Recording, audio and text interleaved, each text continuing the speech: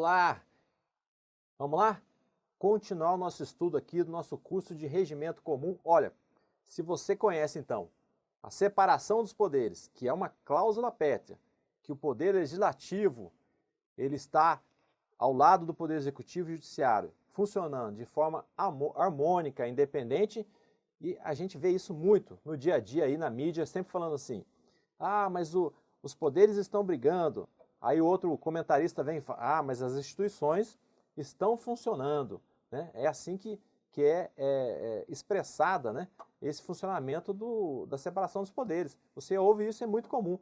Não, mas às vezes uma autoridade, porque os poderes, né, os órgãos, né, eles são compostos por pessoas, né, seres humanos que têm as suas crenças, seus valores, as suas ideias. Então, isso, às vezes, uma decisão ali, mesmo estando naquele cargo, né, que possui um rito, que possui toda uma representatividade, a pessoa às vezes comete erros ou toma decisões que, sob a análise de outras pessoas e instituições, não foram as melhores decisões.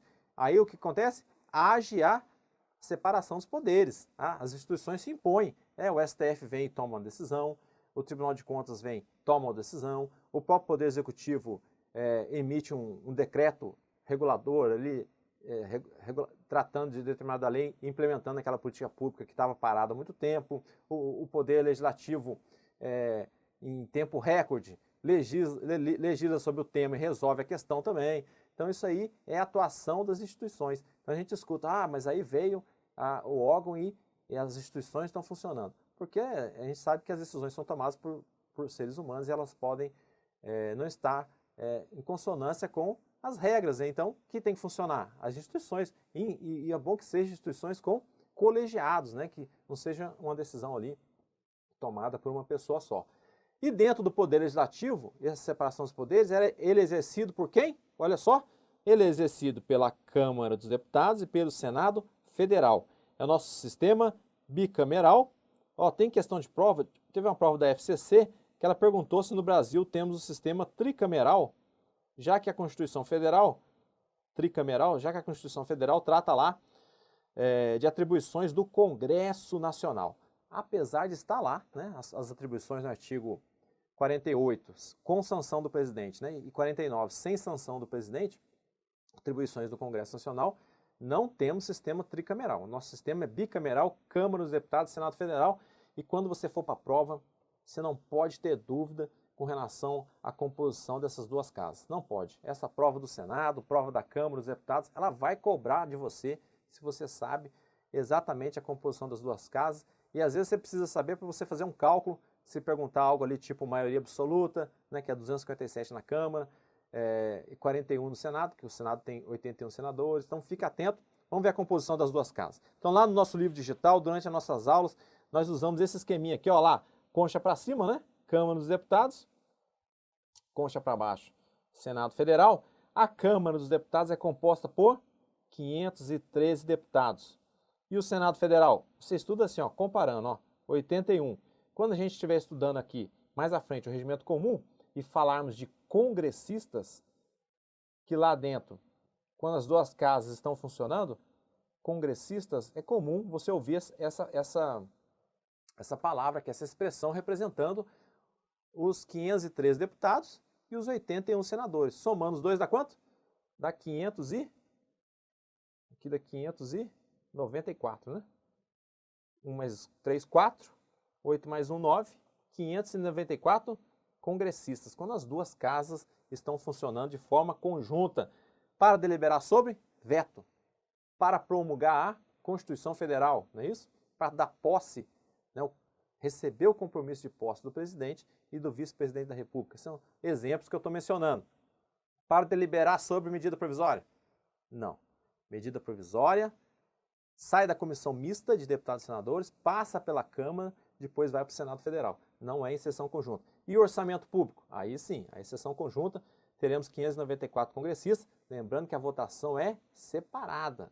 Eles estão lá juntos, estão discutindo juntos, mas na hora de contar os votos, conta-se o voto dentro dos 513 da Câmara e conta-se os votos dentro dos 81 senadores, diferente daquela sessão Lá atrás, no início ali, logo após a Constituição Federal, daquelas emendas de revisão, as emendas revisionais, que aí sim que a gente acontecia ali uma sessão unicameral, né? Aí contava 594 cabeças, né? Agora não, a gente conta os votos da Câmara e do Senado. Se a matéria for rejeitada em uma das casas, está rejeitada, né? Agora o veto não. O veto, para ele ser derrubado, né, retirado aquele veto posto pelo presidente, as duas casas têm que optar pela retirada do veto. Se apenas uma optar, nem passa, né? Se a Câmara decidir que o veto deve ser mantido, o Senado nem vai contar os votos dele. Não precisa saber o que o Senado votou, porque a Câmara já decidiu que vai manter o veto. Agora, se a Câmara decide em derrubar o veto, aí tem que ouvir, né, ver os votos do Senado. Se o Senado também decide em derrubar o veto, em retirar aquele veto posto pelo presidente da República, aí o veto vai ser derrubado. Compara as duas casas comigo aqui, ó. 503 deputados que representam o povo. 81 senadores representantes dos estados do DF. Dos municípios? Não representam os municípios, entes anômalos, né? Não tem poder judiciário lá, né? E também não tem representantes no Senado Federal. A Câmara, no mínimo 8 deputados. Vai ter estado aqui com menos de 8 representantes? Não vai ter. Nenhum estado vai ter 6 deputados, 3 deputados. Mas eu posso ter um território com menos de 8? Pode não, deve.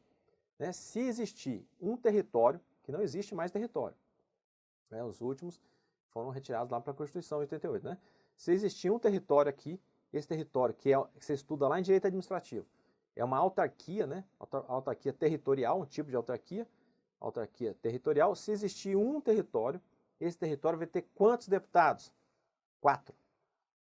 Aí eu te pergunto, 4 deputados escolhidos pelo governador?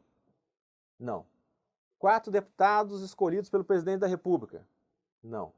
4 deputados eleitos pelos eleitores daquele território lá, tá bom? 4 deputados eleitos. Caiu na prova também da Câmara de 2012. Muita gente errou, porque a questão foi, acho que eu tenho ela aqui, ela foi construída ali, muito bem construída, que ela inseriu ali o território no meio daquele textão, e você lia, você fala, não, isso aqui está certo. Não, não está certo, porque os territórios não é baseado, né, no cálculo da lei complementar, né, que é a lei complementar que vai definir o número de deputados nessa faixa aqui de 8 a 70.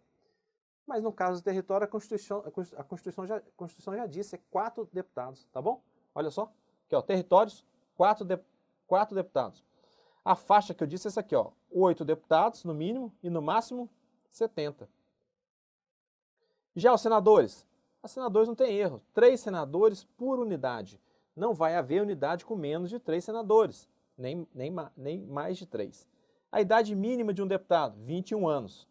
E a idade mínima de um senador, 35 anos. Nós vamos ver numa próxima tela essas idades que podem te ajudar ali na hora da prova e é tranquilo você guardar. Né? Senador, presidente da República e vice, 35. Já o deputado aqui, 21. Teve uma reforma,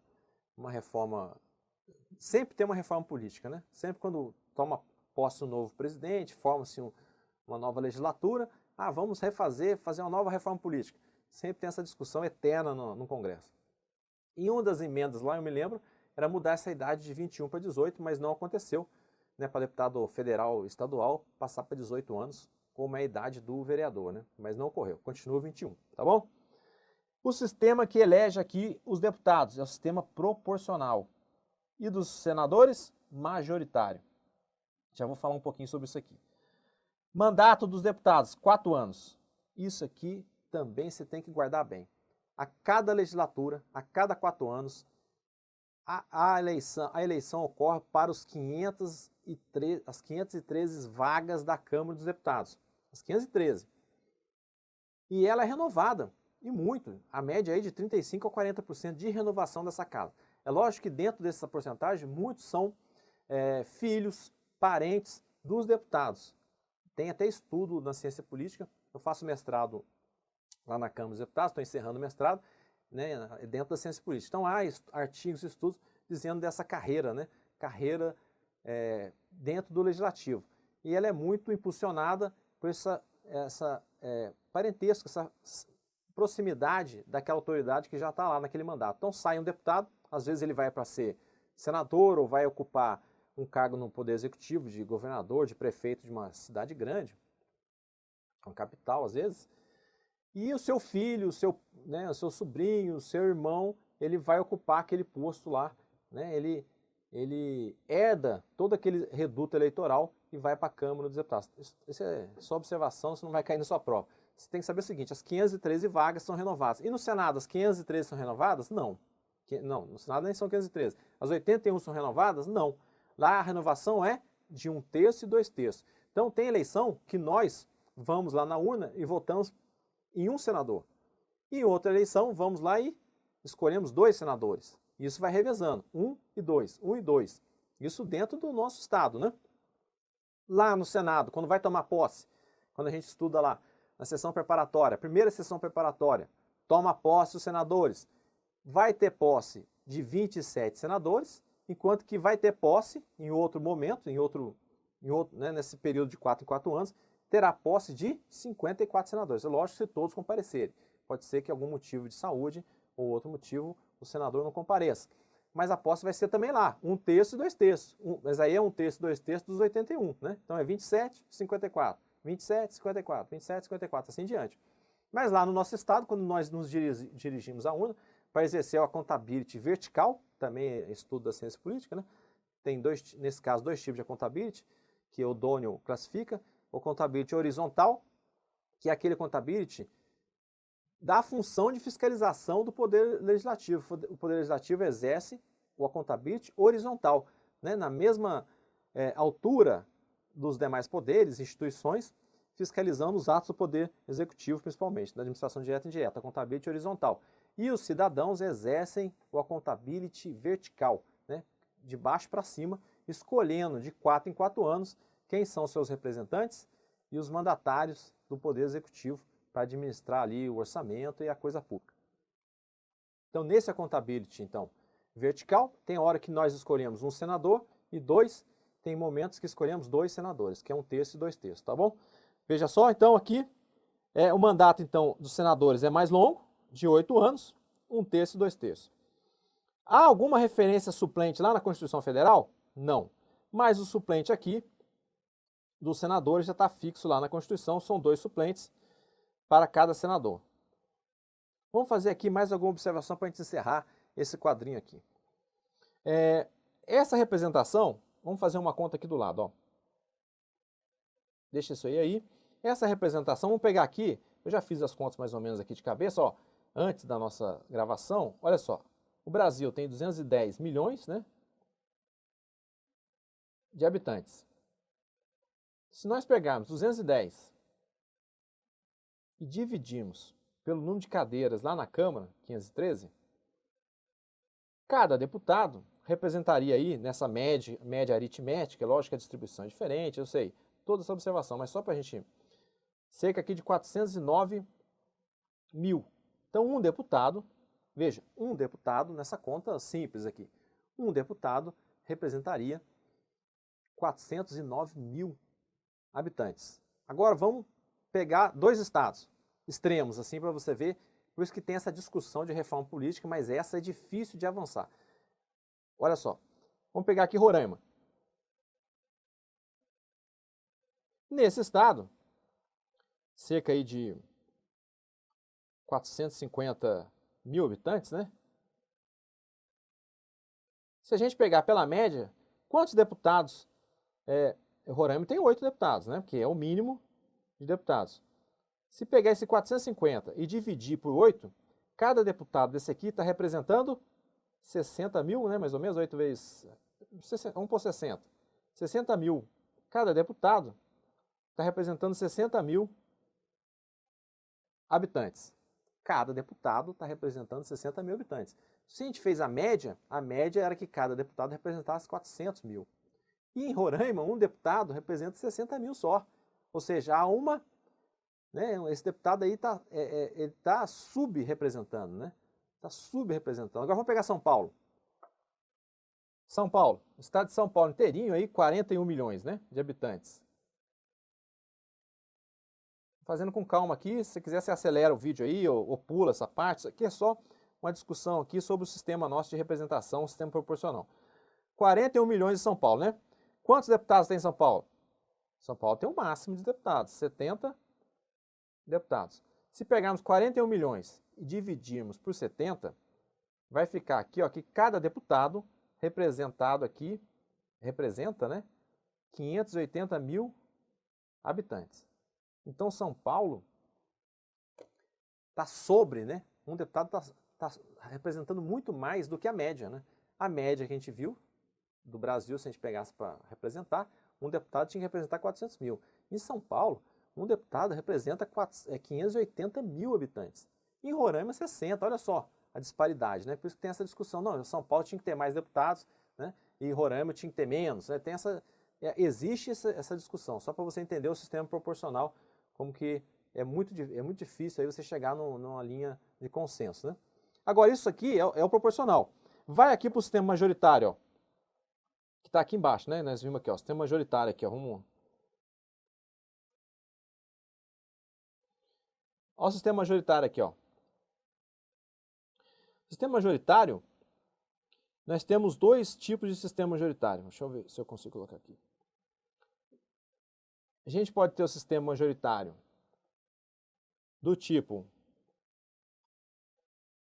Vou pegar aqui a canetinha azul agora, deixa eu ver. O majoritário aqui é do tipo simples, né? Vou tirar esse aqui. O simples, que é um turno só. E você tem que saber isso aqui, turno único, né?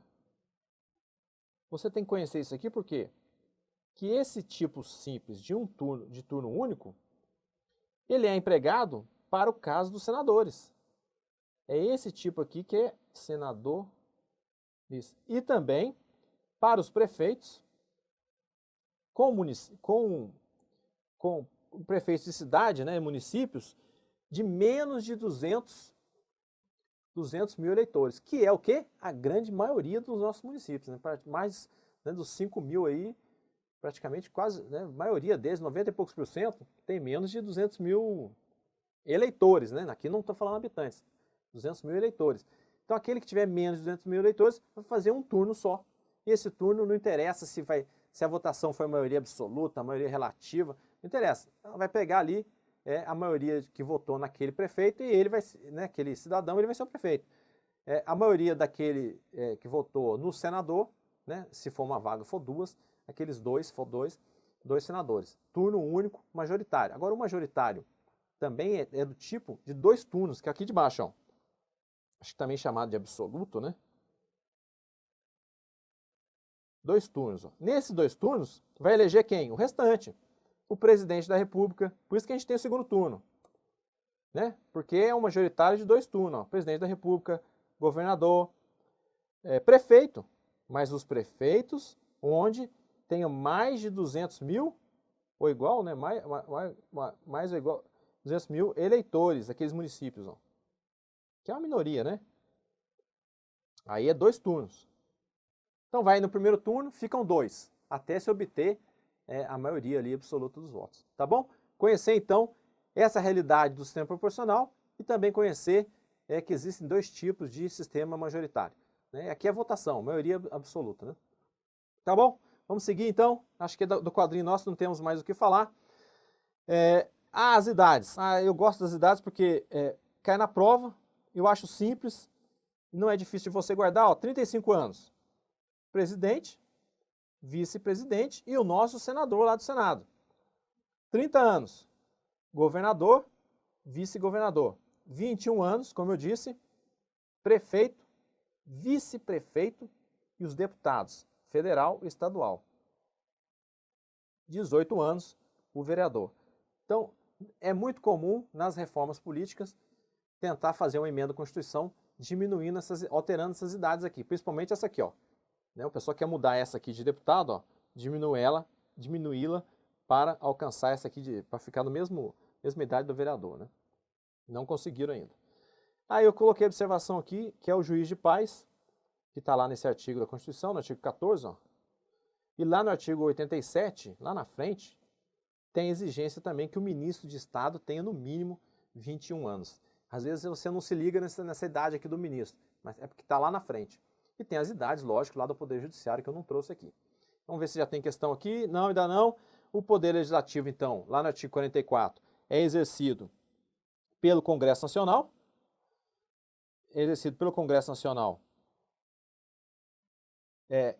que é composto de Câmara dos Deputados, está aqui, e Senado Federal. O Senado, a Câmara, ela é composta por representantes do povo, pelo sistema proporcional, em cada estado, cada território e Distrito Federal, que será resolvido aqui dentro de uma lei complementar, dentro daquela faixa de 8 até 70 deputados.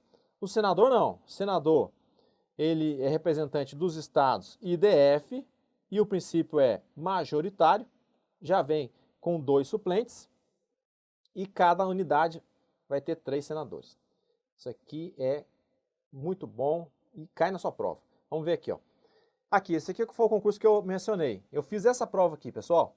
Estava lá sentadinho fazendo essa prova aqui, ó, de técnica legislativa em 2012 e passei ali em 100 e pouco. Eram 100 vagas, eu fiquei em 150, mais ou menos. Aí corrigiu a redação, eu pulei para 115, eu não me lembro agora a posição correta. Minha redação me deu aí umas 20, 25 posições. A redação era boa porque cobrava a parte de orçamento, fazer uma emenda ao orçamento, que era aquela parte da Constituição lá, 165, 166 da Constituição, que é a AFO, que eu também sou professor aqui no CDF Concurso. E a outra redação, outra questão dissertativa, era sobre a sessão preparatória, que lá na prova da Câmara foi chamada de reunião preparatória. O regimento da Câmara nem fala, reunião é de comissão, né? E sessão é do plenário. Mas a prova falou que se tratava de uma reunião preparatória, e a Câmara fala sessão preparatória no regimento, né? Mas eu me preocupei com isso? Não, eu respondi a questão. Ah, sim, a sessão preparatória tem fundamento da Constituição e ocorre ali primeiro ano da legislatura, e no terceiro ano a Constituição já não menciona, né, o que acontece no terceiro ano, mas aí o regimento interno da Câmara fala no terceiro ano da legislatura, tem a posse dos deputados, no caso da Câmara, né? Posse dos deputados, eleição do presidente, eleição dos demais membros da mesa. No terceiro ano vai ter não tem posse, né? Só vai ter eleição do presidente, porque a mesa é trocada biênio, né? Por dois anos, eleição do presidente e dos demais membros da mesa. Expliquei ali, consegui pular ali umas 20, 25 posições para frente. Então é importante saber esse conceito aí. E estava aqui, ó, essa questão estava lá, ó. O número de deputados a serem eleitos em cada estado ou território e no Distrito Federal é estabelecido proporcionalmente à população de cada ente, por lei complementar, não podendo ser inferior a 8, tá certo aqui 8, né? Nem superior a 70. O erro estava só aqui, ó. Se retirasse essa palavra aqui, território, estaria certo, porque o território, a Constituição coloca lá, que não é proporcional. O território são 4 deputados. Tem senador lá no território? Não. Próxima. Sobre as normas constitucionais de organização do Estado brasileiro, no DF, elegem-se senadores, mas não se elegem deputados. Não, quem falou isso? Tem a Câmara Legislativa aqui dos deputados estaduais e tem 8 deputados federais lá na Câmara Federal, né? Acabou então. A gente colocou aqui, chamou atenção, depois de conhecer a separação dos poderes, adentramos dentro do Poder Legislativo, composto de Câmara e Senado. Você conhecer que um é sistema proporcional, o outro é majoritário, é a quantidade de 513 e do outro 81. Fique atento, mantenha-se firme aí nos estudos. Até mais!